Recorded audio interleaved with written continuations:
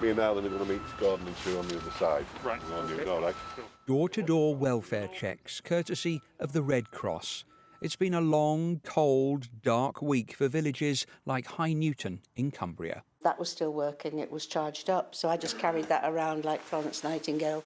Jenny and Chris have only just got their power back here after 6 days. It was, right through to your bones. You just wore everything that you'd got. But, I mean, we were all right in bed, but you went to bed with all your clothes on. If this had happened down south, as it were, then my suspicion is that they would have been dealt with a lot more quickly. Some people here have been offered emergency accommodation, others have been given food and blankets. And there are very cold people who haven't had any hot water, they haven't had any central heating, they haven't had any hot food for that period of time. We've had snow on the ground and we've had -8 temperatures. So I've been a volunteer up here as well as a staff member for the best part of 30 years, and in all that time I've never known a situation like this.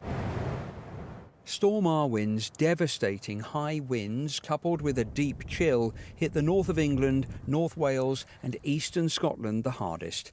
The government's been criticised for a slow response, but said today that military help will now be sent to 12 villages in Scotland. At this point, they're not in the business of repairing infrastructure or whatever else. Their job is to get out to those communities and just say, look, you're not forgotten about, here's what's going on, because a lot of people are without communications, and that's quite unnerving, I think, for those communities.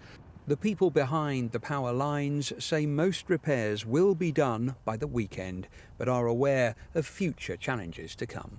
We've invested over £700 million in resilience across the last 5 years in the network, but the reality is that with climate change we need to continue that investment and increase it potentially over the next few years so that we maintain one of the most resilient networks in the world. The snow may have melted for most by now, but here in Cumbria today it remains bitterly cold, and some are still feeling the chill of Storm Arwen's power cuts. Peter Lane, 5 News.